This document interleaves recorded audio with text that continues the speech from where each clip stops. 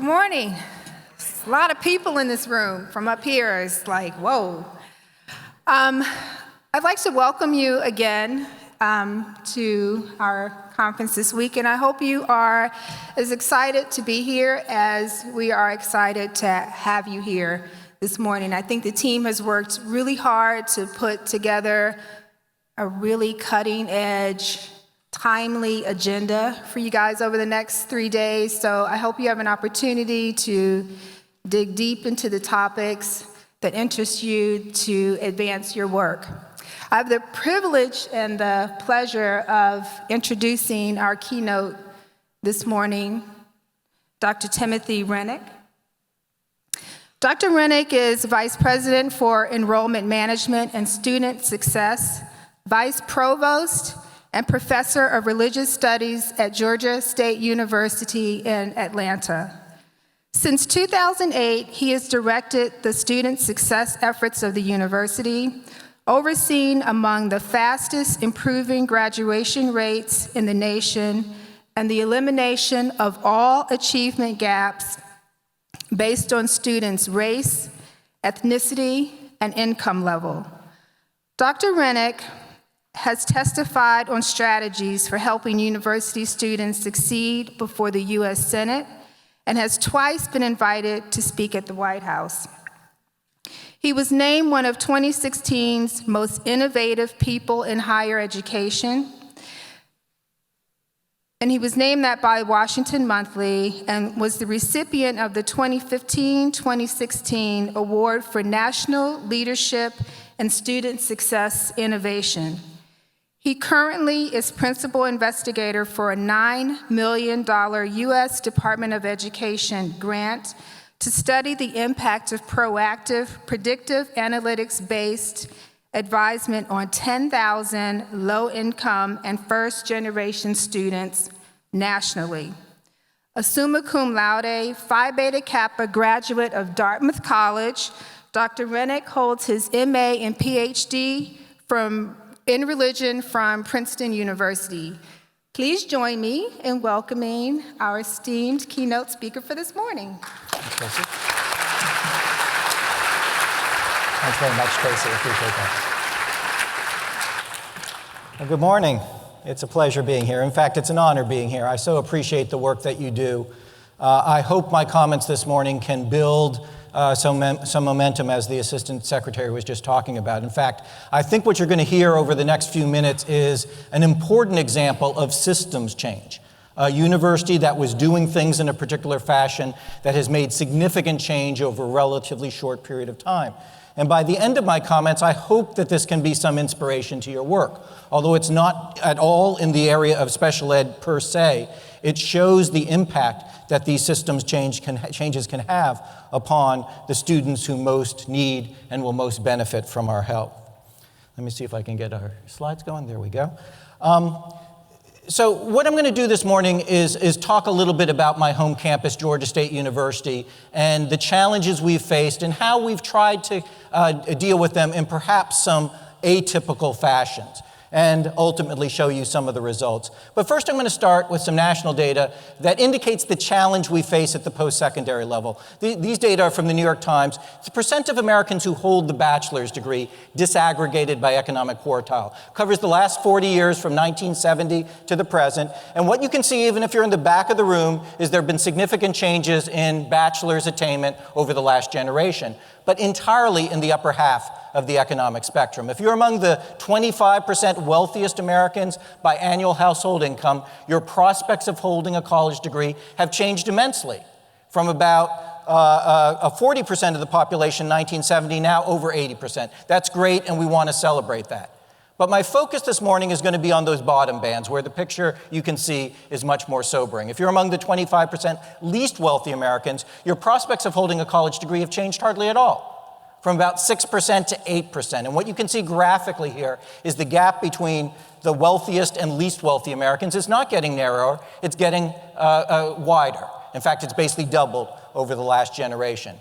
You start with that national data and then add to it this point, another sobering point. I think many of you are aware of this. Over the last 4 or 5 years, we've crossed an important threshold across the United States. For the first time since these data have been collected, the majority of K through 12 public high school students, K through 12 public students across the United States qualify as low income. In fact, if you draw a line from roughly the DC area to California, almost every state below that line currently has a majority population in K through 12 who are low income. You put those two pieces together and it's rather sobering. We as a nation have not figured out how to succeed with low-income students, and yet the wave of students coming up through K through 12 are majority low income. It's a good introduction to my home campus, Georgia State University. This is not just a pretty picture of the Atlanta skyline. This is our campus. That white building on the right is our largest academic building. Beside it, our business school, our law school, one of our classroom buildings. We're just mixed in to the fabric of downtown Atlanta. 52,000 students across all our campuses, over 30,000 on that downtown campus that I'll focus my comments on this morning. And I must admit, for much of our history, we've been overshadowed by more prominent schools in our region. We're not the University of Georgia. That's the big flagship, the football powerhouse in Athens. We're not Georgia Tech either. That's the highly elite technical college only about 10 blocks away from us. In fact, Georgia State's history is a lot less renowned than those institutions. In fact, for much of our history, we've been overshadowed by these other institutions. Maybe our greatest claim to fame is our geography. We have perhaps the unique distinction as a major urban university of being bisected by a National Park Service historic district. The Martin Luther King District, which celebrates the life and work of the Reverend Martin Luther King, literally bisects the campus of Georgia State in half. The office I work in every morning is about 4 blocks from that red brick building, Ebenezer Baptist Church, where the Reverend King and his father before him were both head pastors. You walk up a couple more blocks, you get to his gravesite. A couple blocks after that, his birthplace. So we're living and working every morning in this geography that is infused with historical significance. But for much of Georgia State's history, we didn't live up to that legacy. We were segregated well into the 1960s. As recently as a little over a decade ago, these were our so-called success rates. Overall, our graduation rates hovered around 30%, so 7 out of 10 students who came to Georgia State were leaving with debt and no credential to show for it. And we were poster child for achievement gaps, the graduation gaps that plague so much of the post-secondary sector. Year after year, semester after semester, our white students outperformed our students of color. Our middle and upper income students outperformed our low-income students. Our students from families that had already graduated from college outperformed our first-generation college students. You could set your clock to it. It was just the way it was. And what makes Georgia State's story interesting, hopefully a little bit inspirational for the purposes of this meeting, is that what happened at Georgia State over the last decade with regard to demographics would not suggest that this institution would be the site of a turnaround.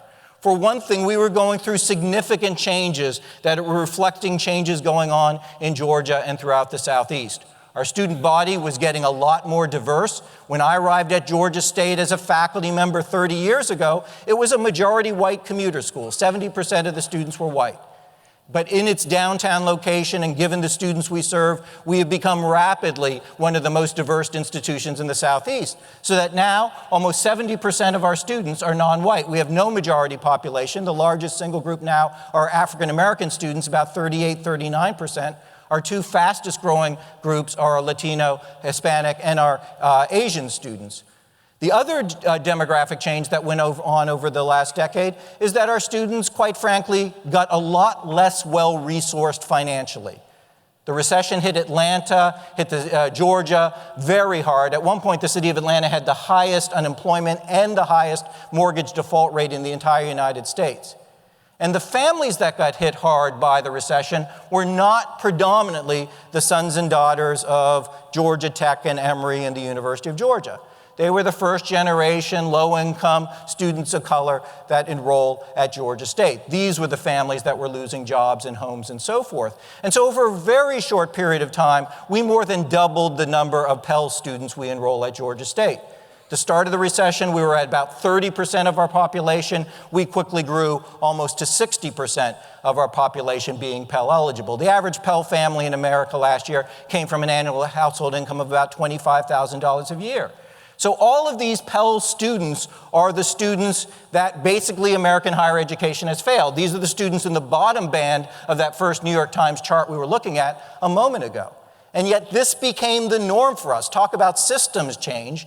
You know, how do you develop a program when 70% of your students are non-white, 60% of your students are low income? What do you do in those circumstances? To put the size of our low-income population in some perspective, this academic year at Georgia State, we enrolled about 26,000 Pell students. The entire Ivy League combined enrolled about 9,800. So we're educating almost 3 times the number of low-income students at Georgia State alone as the entire Ivy League combined. It's not going to be business as usual, right? It's not going to be the same practices that are going to work under these circumstances. It is going to require, as you heard a moment ago, systems change. A couple other details just to put this in the right context. We haven't been, over this time period, getting more selective. So some post-secondary institutions have significantly raised graduation rates by significantly reducing the number of students who come in from underserved backgrounds. In point of fact, over this time period, and you'll rarely have the vice president for enrollment standing up in front of a big crowd bragging about it, but we've dropped about 33 points in our SAT scores over the time period in question, and we've done it intentionally. We've recognized our mission in Georgia and in the city of Atlanta to serve a diverse population. At the same time, other institutions in our footprint are getting much more selective and have opened up our admissions policies. And we haven't done it with more resources. So the recession, as I said, hit Georgia very hard. We lost about $40 million in a 5-year period right over the time that we're making these system changes that I'm going to be discussing. And most of those funds haven't come back yet. So what did we do? What do you do in this circumstance when you're not succeeding at anywhere near an acceptable level and the challenge is not diminishing, but growing in scope and growing in depth? We did something that was quite uncomfortable, to be frank. It would be easy to point fingers at others. You know, we'll do better at graduating our students when K through 12 in Georgia gets serious and those SAT scores start plunging. We need better prepared students. Or we'll do better in graduating students when the state legislature stops cutting $10 million in appropriations from us on an annual basis. But instead, what we did is we hired up our data team, we began to put a mirror to ourselves, and we posed a really uncomfortable question. You know, how are we the problem? How are we contributing to the fact that 7 out of 10 students who come to Georgia State are leaving with debt and nothing to show for it? We began to use data and analytics to really analyze ourselves, identify what was tripping up students, and then make changes. Not programmatic changes, but systematic changes. Changes the way we operate as a university. And so what I'm going to describe over the next few minutes is, in effect, the student life cycle. I'm going to start when we first engage students, take you all the way to the point of graduation, and show how using data and analytics to both identify problems and then to suggest and then scale solutions has been really transformative for our institution and our students. The first example I'm going to cite is a term I think you're familiar with, summer melt. When I talk about summer melt, I'm not talking about the problem which is growing in the post-secondary sector of students who confirm at one institution attending another post-secondary school. I'm talking about something much more insidious than that, and it is a growing phenomenon, especially in urban areas. It's students who do everything right. They go to high school, they graduate, they do their college prep courses, they take the ACT or SAT, they apply to college, they get into college, they confirm they're going to go to college, and then they never show up. Not just to your institution, they never show up to any institution. They just don't go to college. This was a growing phenomenon at Georgia State. Here you can see some data as recently as the summer of 2015, so just 3 years ago. We saw a mounting number of our students who were fully confirmed. In many cases, they had even registered for classes, all set to go for the fall semester, who just when classes started, they never showed up. So we did a data profile of these students. We used National Student Clearinghouse data to track them for a full 12 months, saying, okay, what happened to them? Maybe they ended up at Georgia Tech or the local community college.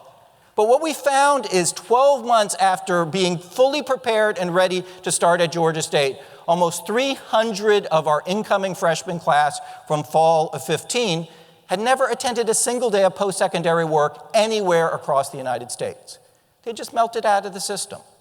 And you look at the profile of these students, they're exactly the students we need to succeed with as a nation. Mostly low income, mostly students of color, really good prospects. These are not borderline high school graduates. They're finishing high school with solid high B averages. And yet something's happening during the time between when they graduate from high school and they're supposed to start college that is causing them to drop out, melt out of the system. What is that something? It's us. It's us collectively in this room, but it's particularly the post-secondary sector and the way we are supporting these students. We did an analysis. We found there were 14 different things, bureaucratic things, that we expect our incoming freshmen to do in the time between graduating from high school and starting college. That time period when there are no high school counselors available, right, because they've graduated from high school and they're not yet on campus with us. Things you're all familiar with, like completing the FAFSA. No 17-year-old on their own should be expected and can be expected to complete the FAFSA successfully. But other things, like the verification process. The verification process where there's a follow-up asking for more documentation from students once the FAFSA is completed, is not equitable with regard to economic background. If you're the son or daughter of a middle-income family, your parents file a joint return, you're very unlikely to get a verification request. If you're being raised by your grandma because your biological dad is not in the financial picture and file your FAFSA with your grandmother as your legal guardian, you're much more likely to get a verification request. And what 17-year-old from any background is going to respond successfully to a formal request in the middle of July to provide written verification that your grandma is your legal guardian and that your biological father is not contributing to the finances of your family? And what we found in the analysis is that a subset of students were taking that request, sticking it in their pocket and saying, yes, I'm not going to college after all. The state of Georgia requires immunization records for all incoming college students. It makes sense from a public health perspective, right? These individuals are going to be living and working close together. Let's make sure they're all immunized. But it's another big differentiator when it comes to economic background, because the middle and upper income student doesn't even give that request a second thought. Hands it to mom or dad, they sends them the record, it's taken care of. But if you're that individual raised by grandma, bouncing around with health care and so forth, you don't have these records, you get this request saying they're needed, it may again be the difference between you enrolling and not. So 1 year later, for the summer of 16, we changed our onboarding process systematically for all our incoming students. One thing we did is we created a new online survey, smartphone survey we give to all our admitted students the moment they're admitted to Georgia State. It asks all the kind of questions you would never ask on a college application. Do you have a disability? Are you working? Do you work and contribute to the income of your household every month? What courses in high school did you love and hate? The idea is we want a much more individualized communication flow with our students from the moment they're first admitted to Georgia State University. The second thing we did is created a portal. It takes students through those 14 steps that I was describing a minute ago that students need to complete in order to be ready for the first day of classes. But because it's a portal, students sign on to it, and we can track where they are in the process. We used to know a student was engaged, and now they're no longer engaged with us. Now we know a student was engaged up until the point we asked for their immunization records, and now they're no longer engaged. So we can reach out to them with much more specific help. We see you may have had some problems finding immunization records. You know 3 days a week you can come down to campus to our health clinic and get immunized for free. The third thing, and probably most impactful thing we did for summer of 16, is we became the first post-secondary school in the country to launch an AI-enhanced chatbot for student success purposes. What is a chatbot? Chatbot is an automatic texting platform. What we did is we built up a knowledge base of over 2,000 answers to commonly asked questions by incoming freshmen. Questions about the FAFSA and verification and immunization and registration, all these other issues. And we worked with a third-party vendor to put this knowledge base on a smartphone platform and connect it with AI. So students could text questions 24/7. If the answer is in the knowledge base, the AI finds the right answer, pulls it out, and provides an immediate response to the student. So they can be 2 or 3 in the morning, have an issue. They don't have to wait till somebody gets in the next morning. They don't have to be on hold. They don't have to talk to strangers. They can get an immediate response. Now, when we launched this initiative, we thought maybe in the 3 months leading up to the start of fall 16 classes, we'd get 5,000 or 6,000 answers to students' questions on this new tool. In the 3 months leading up to the start of classes, for just our incoming students alone, we had over 200,000 questions answered. Average response time was 7 seconds. We had some students using it 40 and 50 times. And like a lot of our projects, we take this as serious research. We had contracted with Lindsay Page, some of you may know her, at University of Pittsburgh, to run an RCT of this launch to see its impact. I'll share the data in a minute. But one of the more interesting details she found from the qualitative part of the study was that there was a subset of students that admitted that they were more likely to ask a difficult question of the chatbot than of a human being. Right? You know, if you're that individual who you don't know where your biological dad is, but the FAFSA requires your parent's signature, you don't necessarily want to go into some office or pick up the phone and talk to some stranger about your personal business. And what the students admitted to, they liked the fact. They saw it as a tool that was in their hands to help them solve the problem themselves rather than going to somebody else. And did it make a difference from a data perspective? It made a big difference from a data perspective. In 1 year, the difference between summer of 2015, summer of 2016, we reduced summer melt by 21%. That translates into over 300 additional students who a year before would have been sitting out the college experience entirely, who for the summer of 16 were in their seats, ready to go the first day of classes for the fall semester. How about another kind of rite of passage when it comes to college, choosing a major? It's another thing that systematically we do very poorly in higher education. We overwhelm students with choices. At Georgia State, we have over 100 majors. In our infinite wisdom, the system we came up with over many generations for helping onboard students was bring them into a room, not quite as big as this one, but 200, 250 students at a time, put them down in front of a computer and tell them, pick. You know, pick a major, pick something, pick 5 or 6 classes to go, it'll all work out fine. Well, of course, it didn't work out fine. Students would pick, but especially our growing first-generation low-income student body, picked blindly and due to no fault of their own. They didn't know the difference between these 100 majors, and what they would do is pick and then begin to get into classes and pick again and pick again. So we ran the data about 6 years ago. The average Georgia State student was going through 2.6 majors before they graduated. Low-income students can't afford to go through 2.5 majors before they graduate because every time they switch, they're creating wasted time to degree, added debt load, and many of them are dropping out without any program being completed.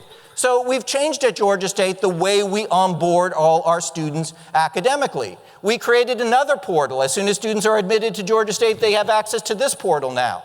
For whatever academic field the student has put on their application as an area of interest, in this example, it's a nursing student, we share live job data from that morning for the number of jobs listed in Metro Atlanta in nursing. What's the starting salary if you have a bachelor's degree? What's the starting salary if you have the associate's degree? How long and how much money does it take to get the degree at Georgia State? But like Netflix and Amazon that say, well, you're interested in these books or movies, you may be interested in these other books or movies, we say, well, if you're interested in nursing, you may be interested in these other careers and majors that you probably haven't heard about before. We have degrees at Georgia State in health informatics and public health and health management and radiologic technology. I didn't know till I looked at the portal that every morning in Georgia, there are almost as many jobs for radiologic technicians as there are for nurses, and the starting salary is comparable. Well, if I don't know that, then what 17-year-old first-generation student is going to know that? So we put this portal in their hands as soon as they're admitted. They have access to it throughout their academic careers. But then more substantively, what we've been doing is, for the last 5, 6 years, admitting every Georgia State student for their first semester into learning communities. They're in groups of 25 students. They take all of their first semester classes together. We can't afford to cap classes at 25 enrollment, but 25 students may be mixed in with a larger group of 60 students in American government or 75 students in some psychology course and so forth. So they do the heavy lifting, right? They develop the partnerships, the friendships. They know if they've missed a class who to get the notes from and so forth. Just from that structural change to the way we register our students for the first semester, we saw a bump in freshman year GPA, in first-year retention rates, and so forth. But to deal with the problem of students bouncing between majors, we've made another change. About 5 years ago, we started arranging all of these learning communities around so-called meta majors. We no longer put any pressure on Georgia State students to come in and choose one of the 100 majors we offer at Georgia State. All we want to do is find their general area of interest. Are they interested in STEM, education, the humanities and the arts? If so, we put them with 25 other students who share that same interest. That helps us sculpt the courses the students take in the first semester. The business students may take different first semester courses from the STEM students. But more than that, it allows us to push programming at the students all through the first year. Because they're registered by their areas of academic interest, what we can do is, for our students interested in business, we have open houses in the departments. So the students get to meet in their first semester the marketing and accounting and finance faculty, learn the difference between these fields. They'll do an alumni panel where graduates of the business school will come back and talk about their careers. We'll do a lecture series and so forth, all to make sure that when the students make the choice, they're actually making these choices from some kind of informed level. This is all very low cost, right? These are all resources we've always had in place at Georgia State, never utilized for these type of purposes. And now that we do, does it make a difference? Again, a really big difference. 3 years after we launched this system of onboarding all students in learning communities based on meta majors, we had over a 30% drop in the number of Georgia State students that were changing their majors in their sophomore, junior, and senior years. Thousands of additional students finding a happy and right fit for them much earlier on in their academic careers. Okay, so now we're getting students registered for this first semester. We have to get them through some of those tough first-year classes, so-called gateway classes that trip up so many students. At many institutions like Georgia State, the real divider between graduates and not historically has been introductory math courses. 6-7 years ago at Georgia State, 43% of our students who were taking introductory math were getting non-passing grades. This is a disaster. You can't enroll mostly low-income students in a first semester required course and not pass them at a 43% rate, because all these students are back the very next semester taking the course again, paying for it again. God knows they didn't have any better chance of succeeding in it because we weren't doing anything to make them any more successful the second time than the first time. We had hundreds of students who were dropping out of Georgia State, mostly low-income students of color, just because of the math requirement. So we've totally changed the way we deliver math instruction at Georgia State. We no longer do a single section of traditional classroom lecture math. Every course we do is flipped classroom using adaptive technology. 1 hour a week they meet in a traditional classroom with their faculty. 3 hours they're in dedicated labs that we've built across campus. We found it was important to keep the students together as a group, keep them with their instructors, but they're all working at their own terminals on adaptive learning exercises, meaning that students are learning at different paces, right? If you're struggling with a basic concept, the course doesn't whiz by, leaving you in the dust, so you lack the foundation to understand the next topic. You get more questions until you build up that competency. If you're more advanced, you don't get bored and tune out because you get more challenging questions. Probably the biggest difference is every hour that a student is in one of these flipped labs, they're getting about 100 bits of personalized feedback. Under the old model, you could sit in the back row, and we had students who did this, never get called on all semester, and never really do math other than trying to perform on the midterm and final. Now students are doing math throughout the semester. Does it make a difference? Again, you can see the numbers up there.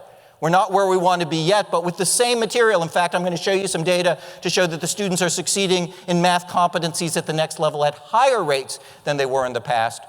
We've got 35% more students passing the course the first time out.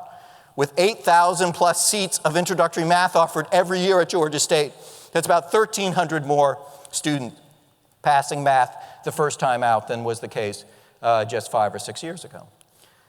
Because this use of adaptive technology in a flipped classroom has been so successful in math, we've had a faculty-initiated movement now to convert seats in other courses to this format, mostly in the social science. We have 20,000 seats in psychology, economics, and political science that are currently going through a pedagogical revision so that the students can learn from these new adaptive technologies and be much more involved in their own learning. And for the courses that aren't going through pedagogical innovation, we have one of the largest peer tutoring programs in the country. You know, we couldn't afford to hire thousands of tutors. So what we began to do is look for the courses with the highest non-pass rates, especially those freshman and sophomore year classes. Look for students who have succeeded in the same classes. In fact, we run data, look for work study students who are already paying to work for the university.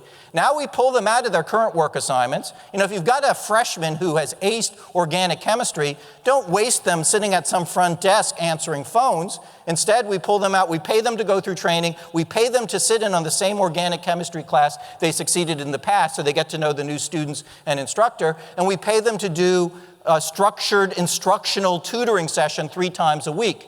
We're tracking all the attendance via card swipes. Students, as they come into these tutoring sessions, just swipe their IDs.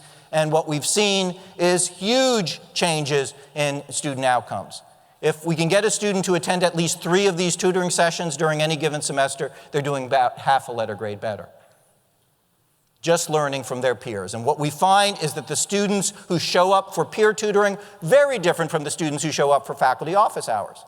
We sometimes don't appreciate there are a lot of social barriers. There's a lot of entitlement required to knocking on a faculty member's door and saying, I don't understand what you're saying in class, you've got to explain it to me better. But if the peer tutor looks more like the student, has a similar background and so forth, students are much more willing to access that. And because this works so well, this past year at Georgia State, we had over 1,000 course sections that had full-time peer tutor embedded in every section of the course. How do you stop students from stopping out? We got them through these tough first and second year classes. One of the issues with our low-income student population is the finances. The finances can be devastating. And if you look at national data, it's very sobering. That what it shows is if a student stops out involuntarily for financial reasons, even for a single semester, they only have about a 30% chance of coming back and completing their degree. Okay? And we've talked to lots of these students. I never heard a single one stop out for a financial reason say, I'm never coming back. The plan is always there. I'm going to save up money, I'm going to, enough to live on and to, pay my tuition for upcoming semesters. It just doesn't work out. These are mostly low-income first-generation students. They're not going to be getting high-paying jobs on average, and the equation is one that often leads to the stop-out turning into a dropout.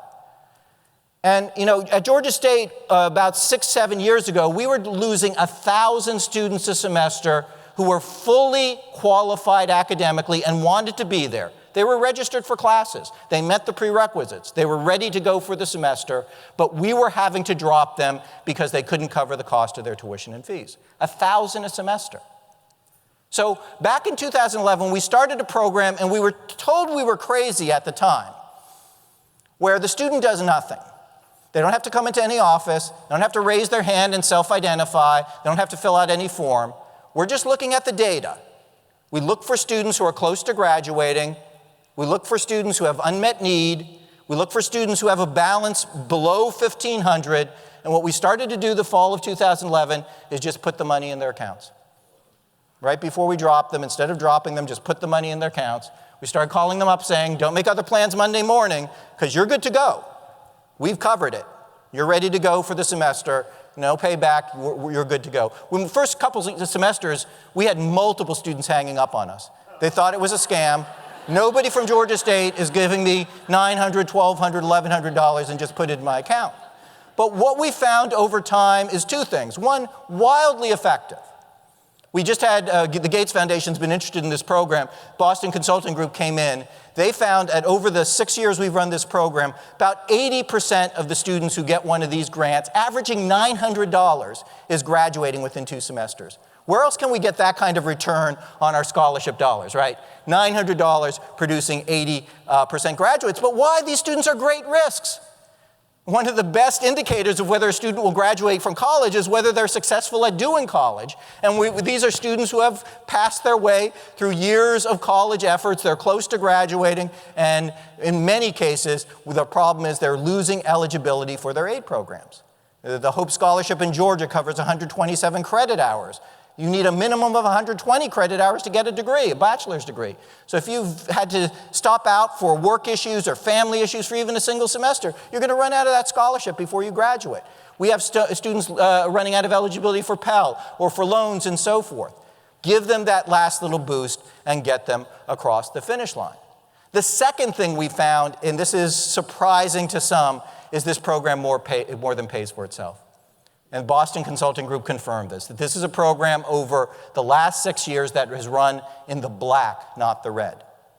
Why? We give students on average $900. We immediately get $900 back. Why? Because it's just covering the gap they owe us in tuition and fees. But more than that, what was found is that the average bill of a student who's gotten one of these $900 grants is more like $2,600.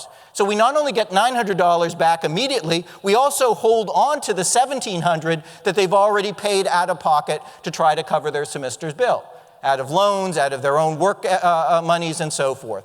So here's a program, a rare instance, where doing the right thing is also doing the fiscally prudent thing.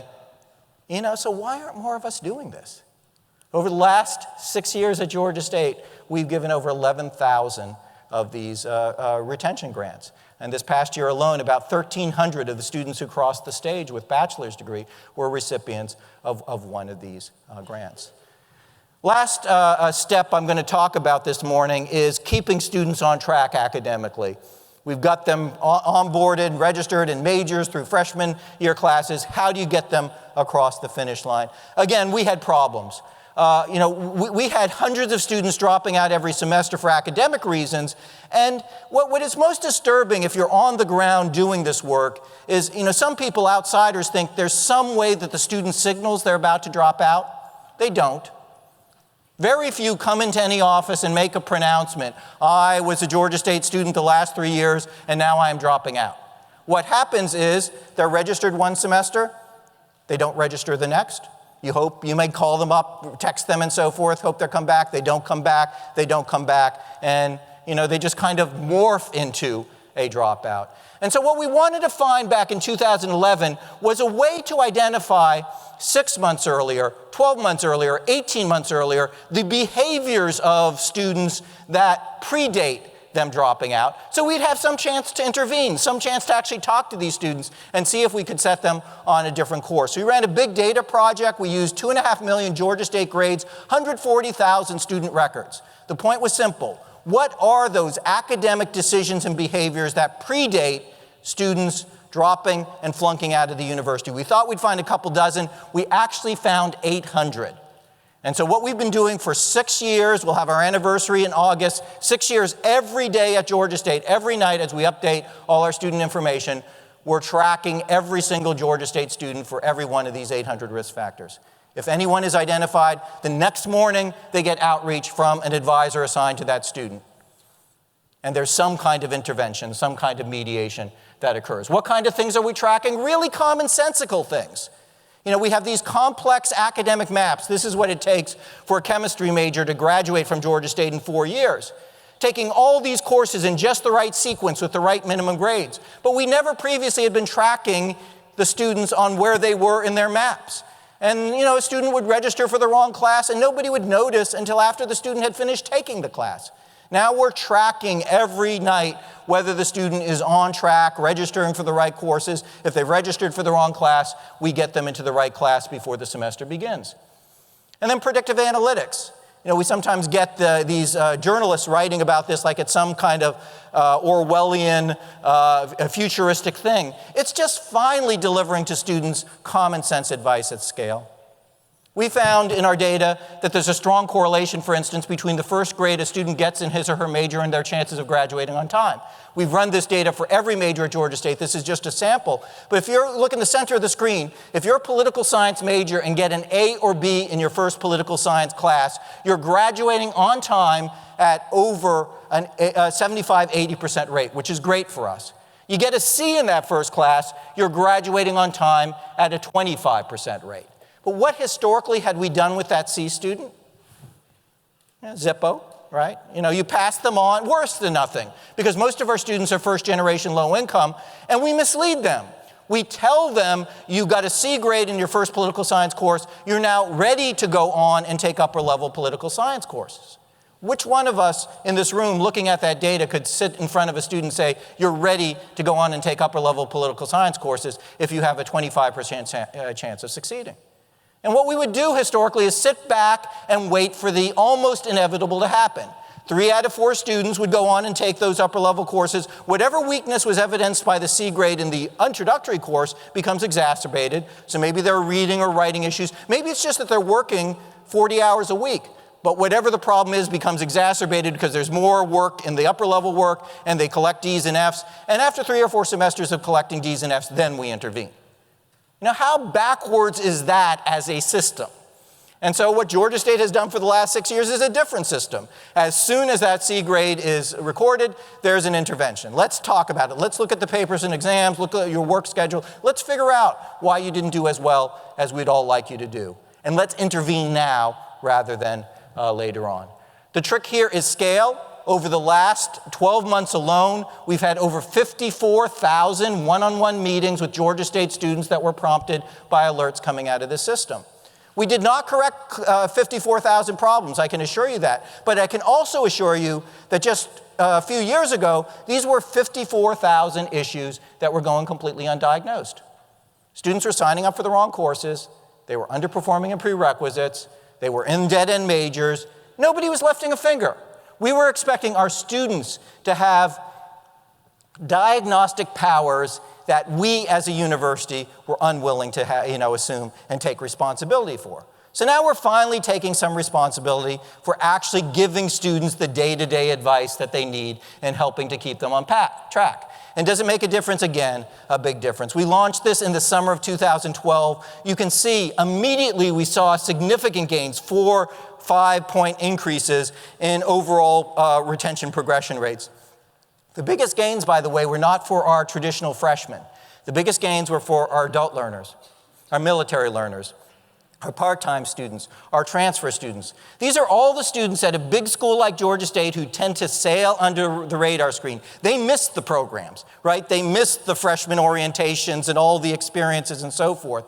But finally, they're being tracked for 800 risk factors every day and getting timely interventions, and it's making a big difference.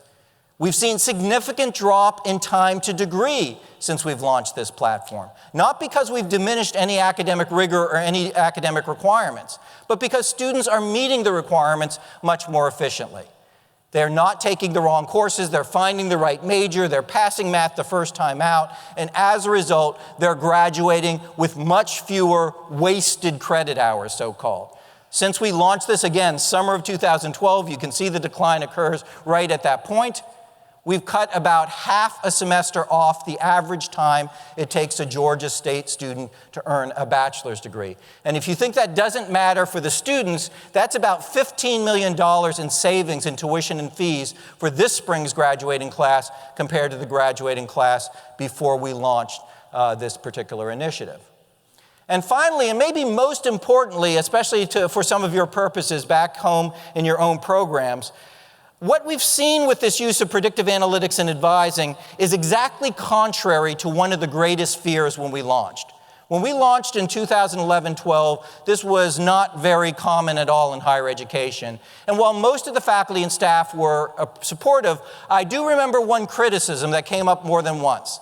Faculty member stood up at one of my presentations as we were launching and said, "Oh, I see what you're doing. You've created a system for moving students to easier majors." The premise being, if you advise all your students day to day by predictive analytics, all the students will end up taking the easiest courses and the easiest majors. Well, we're now 6 years into this whole initiative. We've had over 250,000 one-on-one meetings with students. Our two fastest growing majors, biology, computer science. There's not a faculty member at Georgia State who thinks those are among our easiest majors. And every year since we've had this platform in effect, we've set new records for the number of students of color and low-income students who are successfully completing STEM degrees. Here on this chart, in the red, you can see the increase over 5 years in the number of STEM degrees we're conferring to each of those populations. The blue in parentheses is just the change in enrollment for each of those groups. And you can see the success in getting students through STEM degrees is outpacing the increases in enrollments by about 10 to 1. What's really interesting as you look at the data is we haven't seen a significant increase in the number of students declaring STEM degrees. What we have seen a decrease in is the number of students declaring STEM degrees and then wiping out after a semester or two. We used to be perfectly happy to have that low-income student of color say, oh, I'm pre-med and I'm organic chemistry as they come in. And then we'd sit back and do nothing while they struggle in calculus and organic chemistry and rack up the D's and F's. So by the end of the freshman year, they've either dropped out of the university or we're sitting down and saying, you've got to change your major. Now there are interventions as early as 3 weeks into the semester. Student doesn't do well in that first quiz in calculus, they're getting interventions. And hopefully that midterm grade that in the past would be a D or F could be a B, and by the end of the semester, they have the skills they need to succeed the next semester in organic chemistry, making a big difference. So in conclusion, I want to pause for a few minutes and talk about what happens when you put these systems changes together. What happens when you aggregate the efforts that I've been describing over the last few minutes? Well, they've been important in lots of ways for the university. This institution that was overshadowed by, some of our more prominent peers, we've begun to develop an identity for good work in this particular space. This was campus a few months ago. I think you'll recognize the gentleman on the far right there. Bill Gates came to campus. We did not invite Bill Gates to campus. Bill Gates invited himself to campus. He was giving a keynote in downtown Atlanta, and his people contact us and say, oh, we've heard all this great work you're doing with low-income students and technology and so forth. Mr. Gates would love to come and spend a few hours learning about it. We said, not convenient for, no, of course we said great.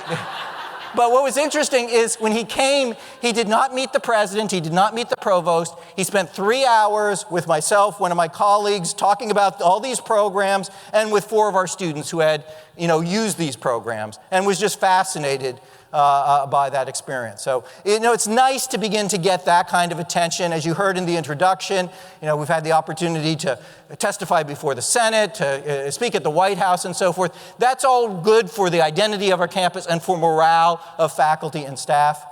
Another really important issue here, and hopefully you can bring this message back to your home programs as well, is, it really is the case, especially given the demographic changes nationally, where doing well in this space really does pay for itself. There's a positive ROI to it. In many states, short of Texas and maybe California, the demographics of college-going populations do not look great. And if you live north of, the middle half of the nation, in many cases, those demographics are really sobering, where some states are over the next generation are going through 20-25% declines. And so what is important to recognize is one of the best ways you can hold on to revenues is to hold on to the students that you currently enroll. At Georgia State, every 1% we increase our retention rate is worth about $3 million a year in continuing revenues. As you're going to see in a minute, we didn't increase our retention rate by 1 point. We increased it by many points. So we're talking about tens of millions of dollars of additional revenues that come in through these programs. But of course, we're not doing it for the attention of Bill Gates or for the money. We're doing it because it benefits students. And here's, one glimpse of the impact it has. At Georgia State, with all those demographic changes I started to describe a few minutes ago, the increase in low-income students, the increase in students of color, and so forth, we're graduating 2,800 more students a year than we were just 5 years ago, over a 60% increase. And if you look at where those gains have come from, they come from all the students who struggled the most under the insane bureaucracy that we had in place in the past. We're up 67% overall, but over 100% for our black students, almost 130% for low income, 160% for our Latino Hispanic students. Not because any one of these programs is geared to a specific demographic group. What we've done is look at the problems we were creating and try to solve them systematically. All the students are onboarded with the chatbot. All the students come in meta-major-based learning communities. All the students get adaptive learning math. All the students are tracked 365 days a year for 800 risk factors. But what we found when we did that systematically is the students who benefited the most were the students who struggled the most under the old system, the students who lacked parents and brothers and sisters and a support system at home to help them navigate these difficult bureaucracies that we tend to create in education. Those graduation rates we started with a few minutes ago, the blue bars, they haven't increased incrementally, they've increased exponentially. We've more than doubled our graduation rate for black students. We've tripled it for our African American males. We've just about tripled it for our Latino and Hispanic students. And when you look at our student body across multiple years, for each of the last 3 years, we have no achievement gaps. For each of the last 3 years, our black, our Latino, our first generation, and low-income students have all graduated at or above the rate of the student body overall. So if you're told these demographics are destiny, then Georgia State is a point of contradiction. Georgia State has shown that you can change, these demographic trends. Another interesting distinction, each of the last 5 years now, Georgia State has conferred more bachelor's degrees to African American students than any other college or university in the United States. First time that's been a non-HBCU in a century. And we started off with some of these financial inequities. When you look at Georgia State's impact in closing equity gaps among our students, the Brookings Institution did a study this past fall, looked at campuses who enroll low-income students and what is their effectiveness in moving students as they enroll from the bottom quintile of Americans by annual household income to 15 years later to the upper half of Americans by annual household income. By that marker, Georgia State is number 1 in Georgia and 25 in the country. As I close here, I want to stop, though, from looking at the data and just turn this, as your programs do on a day-to-day basis, to a more personal message, a message about individual students. When we had Bill Gates come to campus, we knew that what he wanted to do is meet with students. So we identified a group of 4 students, all of whom had been touched by a program we talked about this morning. The meta majors, the adaptive math, the retention grants, and so forth. You might be surprised by looking at this picture of the 4 students sitting there with Bill Gates, which of the 4 was least likely to make it into that room that day. But it was almost surely the gentleman on the far right, that redheaded kid. His name is Austin. Austin is a low-income first-generation student, comes from North Georgia, very low-income family. His father was career military, and then once he left the military, he ran a fruit and vegetable stand. And when Austin was in middle school, already the odds of him ever making it to Georgia State or college were long. He found out that his father was diagnosed with ALS, so-called Lou Gehrig's disease. And it began a 3-year period where every day Austin would have to come immediately home from school, no extracurriculars, no sports, and so forth, because he had to care for his father. His mother took a retail job, and she would go and work a night shift while Austin, watched the dad. Sadly, when Austin is 14 years old, his father passes away. So again, you talk about the odds being stacked against you. 14-year-old, low-income family, first-generation student, and his father is deceased. But he talks about a turning point in his life not long after his father died. He remembers walking into the kitchen. His mother has her resumes spread out across the table, and she's distraught. And she says, she had lost her job in the last parts of the father's illness. And she says to Austin, I can't even get back into retail because everybody who's getting a job has a college degree. And so this exceptional young man makes a vow to himself. He says, look, I'm not going to let this happen to me. I'm going to go to college. So despite all the odds, he really works hard, begins to apply himself all the more, and incredibly, despite that profile I've been sketching, finishes his high school year as one of the top graduates in his high school. He wins the so-called Zell-Miller Scholarship. The Zell-Miller Scholarship in Georgia goes to the top 1% of high school graduates. It's basically a full ride to college.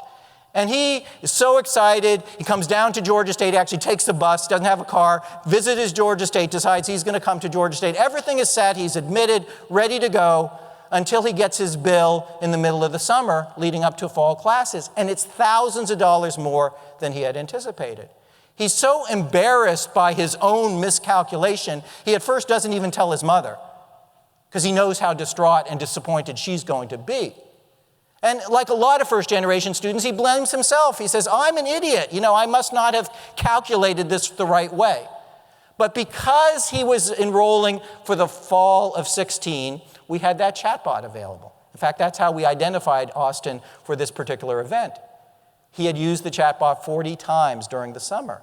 And what he sat down and started to ask questions to try to figure out why the bill was so much more than he anticipated. And finds out over the course of a couple evenings that his Social Security number had been transposed on some state document, and this big Zell Miller scholarship that was supposed to be applied to his account was not being applied after all. He's so happy that 99.9% of our students pay online now. But he and his mother take the bus downtown. They go to the cashier's office, probably brushing away the cobwebs, and actually pay in person because they're not going to leave this up to any chance. And Austin says, his mother is literally crying while they're paying this bill, and his college dream is going to be realized. And my favorite moment of the visit with Bill Gates, we had Austin show Mr. Gates how the chatbot works. And Bill Gates, by the way, was fascinated with it. He literally spent 10 minutes asking questions and getting these responses and so forth. But my favorite moment is Austin sitting down with Bill Gates, and as he's sitting down, he says, I must say, sir, it's rather humbling to be teaching software to you. But as Bill Gates was leaving, Austin and the other 3 students paused for the requisite selfie. And all of us are here for a reason.